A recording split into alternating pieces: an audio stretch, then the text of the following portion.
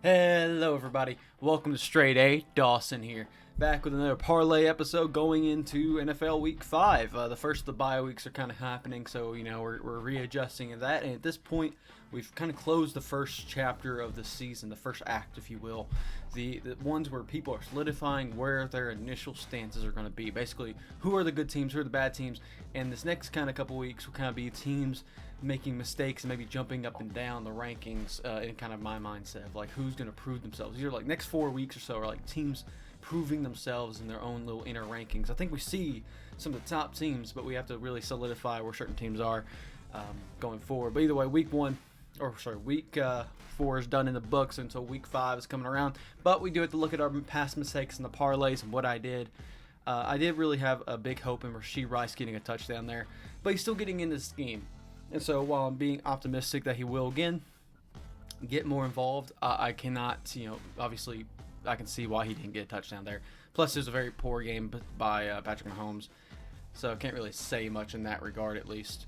Isaiah Pacheco easily got over the yards there, not surprised there. Jordan Love, first time not getting over the 16.5 rushing yards this season, so, I'll take that L. Trevor Lawrence did get over the rushing yards there. Not surprised there against the Atlanta Falcons. Had plenty of room to move. He got a little bit over, but not too much over. James Cook, I really thought would be more involved in the run game, but Buffalo just did way better in the passing game than I thought they would, so they really didn't need the rushing game. Even though they were so far ahead, you would think they'd run the ball more. I think that's something that I'll have to take into consideration. Pat Freiermuth still continues to be a kind of more of a blocker for the Pittsburgh Steelers, and that was a really bad game from the Pittsburgh Steelers, so he really wasn't involved at all, so the under hit. Jerry Jeudy did not get the first touchdown. It's actually been very uninvolved in the Broncos offense. Also, the Cardinals did get over 14.5 points. I knew they would kind of put up at least some points in that regard. And the first half total I thought would be over 23.5 for Seahawks and Giants. Really, it was like, I think, just under. So that's unfortunate for me. But you know what? We take the L's and we move forward. Then the same game parlay, of course, was on the Buffalo Bills and Miami. Completely wrong. I really put an emphasis on the Bills here, but all for the wrong reasons. So, Stephon Diggs, any touchdown scorer, boom. Tyreek Hill did not get a touchdown. Josh Allen did not rush for over that many yards because he was so good in the passing. Gabriel Davis was not a focus point of the offense at all. So you would think that they could deploy some other people besides, Tyreek Hill, or sorry, not Tyreek Hill, but Stephon Diggs. But Gabe Davis wasn't really involved. Tyreek Hill, of course, didn't get a touchdown, so he didn't get a first half touchdown. And Dolphins didn't get over 25.5 points because they really didn't have much of a shot to. The Bills have been better shot on that one. Stephon Diggs and Dawson Knox did hit in those regards, so Stephon Diggs was more involved. Dawson Knox continues to be the second-hand fiddle in Buffalo. Well, Dalton Kincaid I thought would be kind of an unusual target for Buffalo to really utilize, but in reality, Stephon Diggs was plenty enough for the Dolphins there. So, that just goes to show that Dolphins need to learn and kind of not become a one-dimensional offense while Buffalo continues to be a brutal team who can just do multiple different things. Also, in this lines, I actually hit a lot of these different ones. I think I went 10 for 6 or something. Maybe something like that. Let's count real quick.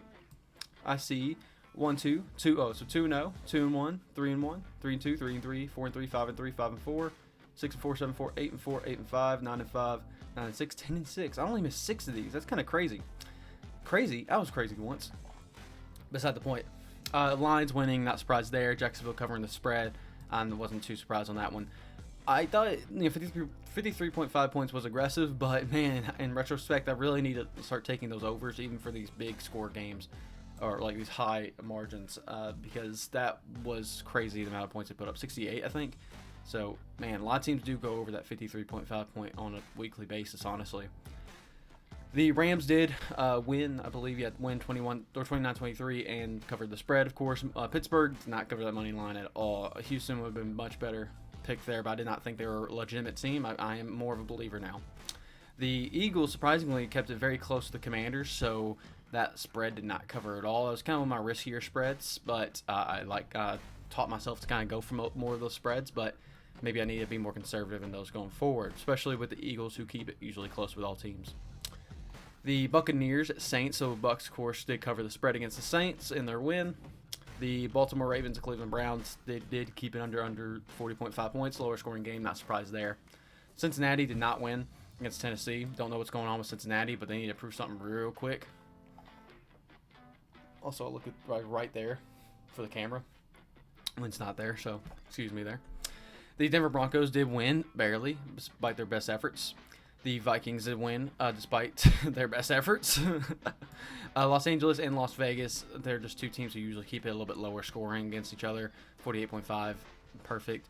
Arizona, unfortunately, I think was just out of the range of 14 points. I think they were like, no, actually they got 35-16, I think, so 19 points-ish, I think, roughly. So they were just outside that range. Thought they put up a little bit better fight, but I still don't think it was a bad bet. The under did hit for New England, but Dallas, I mean, they're two defensive teams. The under for Kansas City and New York Jets just barely missed. I think it missed by half a point. So, I really was close to hitting a lot of these. Only bad bets I really think I made was the Steelers and the Eagles.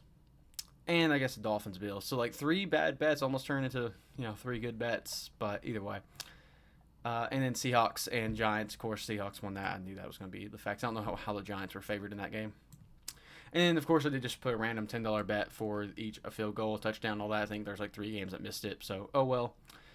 Meanwhile, we're kind of moving into week 5, and kind of the bets already made. One of my parlays has already failed, but I still have like 3 bets made, so we'll kind of review those. But the one that's about for every game, and the over-under, the spread, the money line, stuff like that, already missed with the Chicago and Washington game. I usually try to keep these Thursday night games kind of more conservative, like my safest one. And I really thought Chicago and I thought the Commanders' defense was just so good enough to put Chicago down under 20 points, and that Washington's offense isn't very good, so they'd stay under 20 points probably. So I thought the under was pretty safe for this game. Chicago just goes ahead and just blows it out of the water completely. I mean, I don't even know what to say in that regard. Oh well. You got to take some L's, but that was just a very unfortunate one. I almost placed another bet on the rest of the 13 games, but I decided, you know what, I haven't done that before, so I'm just going to take the L and we'll learn from it going forward. Jaguars, I do expect to cover the spread. I do think the Jaguars can do well. I do think Buffalo's extremely good, but I think it's slightly evened out by the London game and the fact that Jacksonville, I don't think, left London. I probably should have fact-checked that for sure. But they're going to be less groggy. They naturally play better there. Buffalo's kind of going to new territory. Jaguars are home field advantage, basically. So I think they're going to keep it closer. 5.5 felt like a decent spread to take for the Jaguars, just in case they might even win. Never know. But I still think Buffalo is a better team. They're still going to win. But I think maybe within a field goal. Who knows? Texans money line. I'm much more bought into the Texans, who are now still kind of considered more like a bottom tier team on the bet so far. I still think they're pretty good odds and pretty good bets, so I'll take them over the Atlanta Falcons, who play very poorly. Especially the defense of the Texans are kind of scary. Once that O-line for the Texans gets fixed, it's kind of a traditional problem for the Texans, right? A lot of the O-line problems for the Texans in franchise history. I'm learning a lot about the Texans history right now because some series ideas kind of going through my head. So, oh well. Carolina keeping it plus 10 with the Detroit Lions. Carolina has surprisingly kept things close, and plus 10 feels a good spread against a Lions team, so take that as you will. Tennessee and Colts, just more of a slug-heavy team. I don't see Tennessee scoring a lot. Colts could, but defensive Tennessee is really good. Or at least the run defense is really good, especially with possibly Jonathan Taylor coming back and Anthony Richardson being more scrambly quarterback. I think it's more of a slugfest. Ravens, Steelers, again, more defensive-heavy teams. I could see Ravens kind of making that a little bit more bolstered, but I still can see like a 27-10 game happening, and that's just under.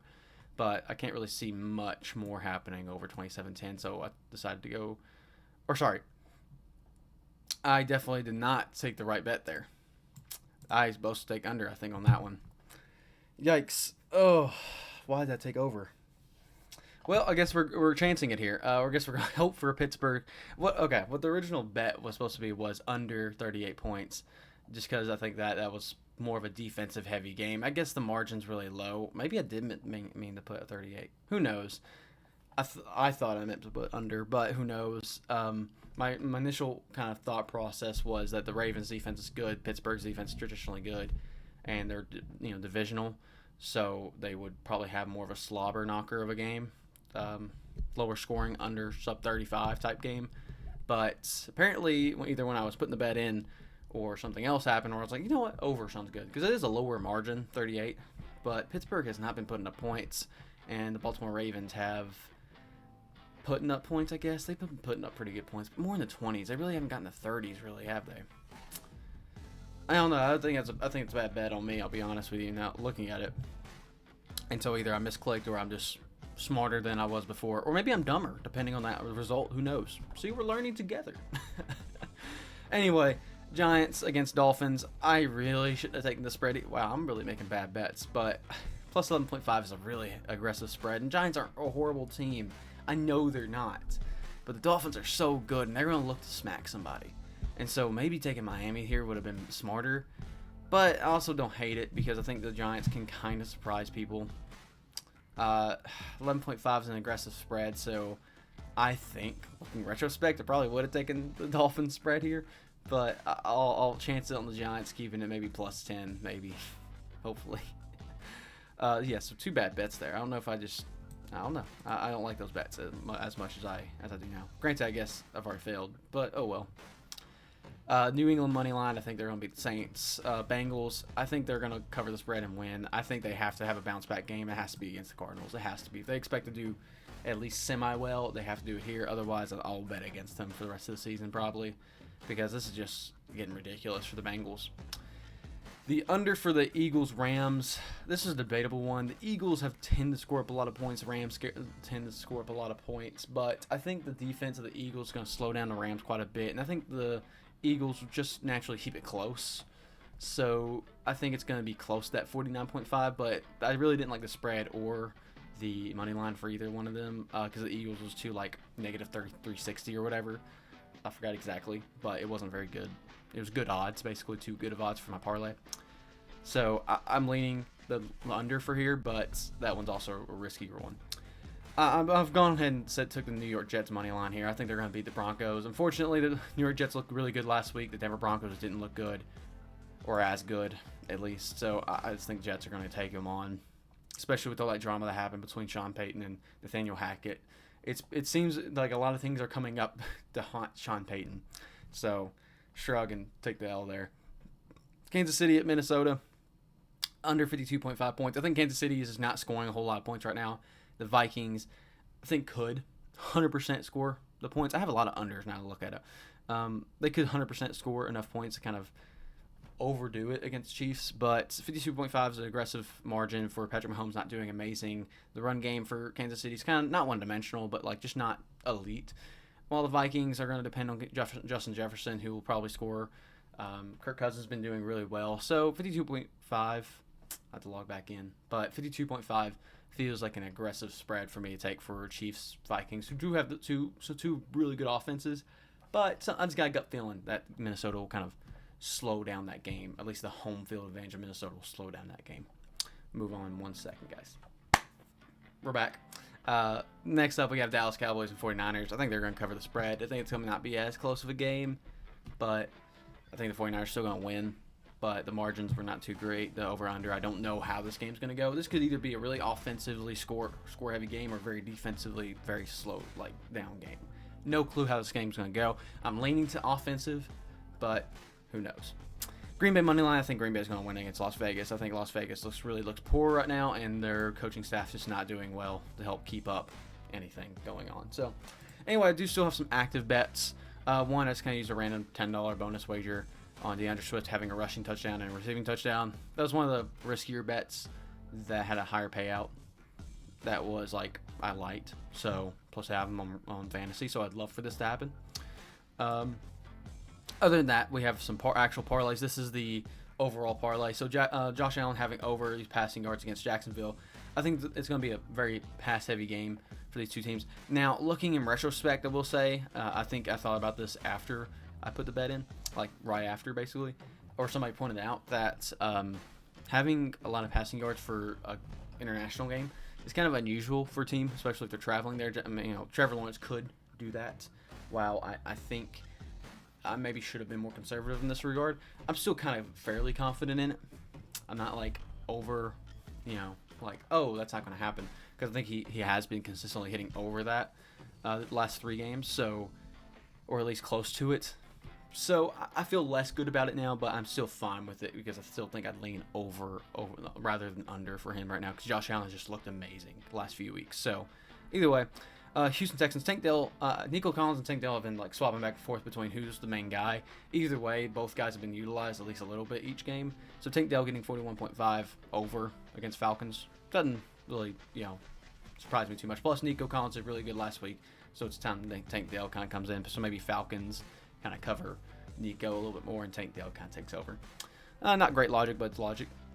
Bryce Young, 209.5 yards. Again, I think the Detroit Lions are going to force a higher scoring game. I think Bryce Young is really good, and I think 209.5 yards is very easily doable for him.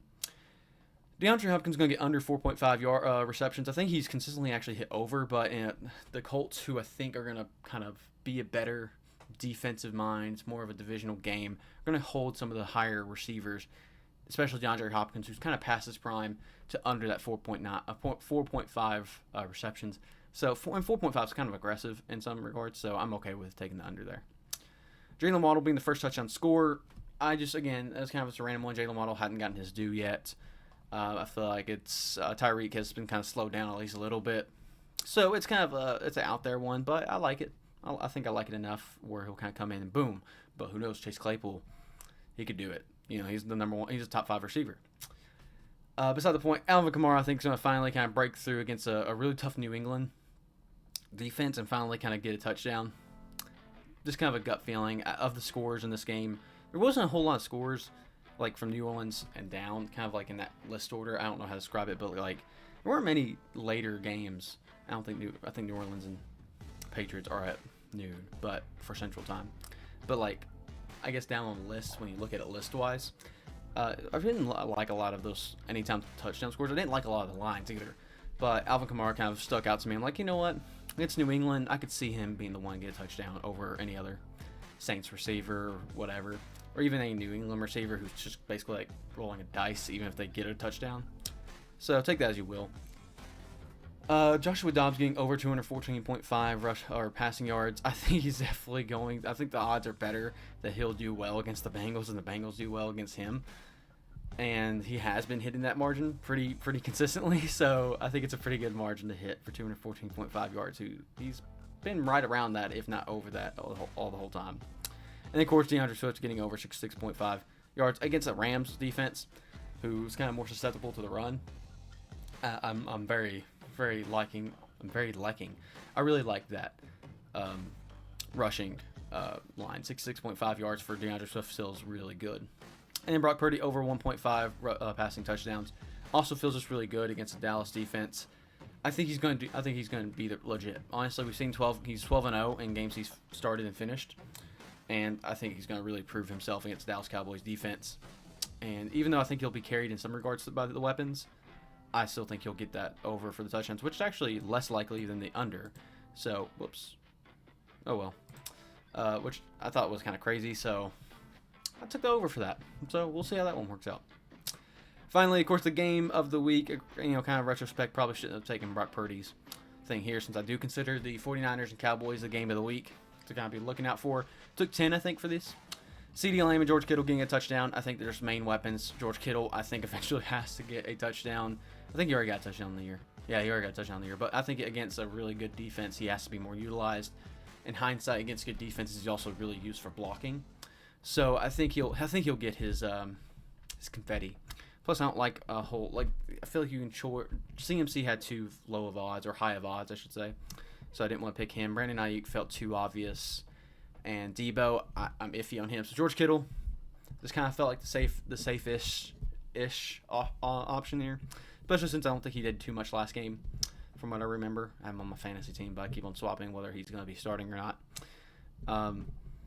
So we'll see. I hope he does good on here, but I also think he's a riskier pick here. He was also higher odd or lower odds, so it kind of helped the payout. So take that as you will. I do expect Dak Prescott to step up. I think he's consistently hit over 242.5 yards or just under it. I think against a 49ers defense, he's going to be forced to do more. I don't think he's going to be completely overwhelmed. I think it's going to be a better game from the offense to the Cowboys than people are giving them credit for. I don't think it's going to be amazing. I just think that they're going to compete up to the 49ers level to some extent.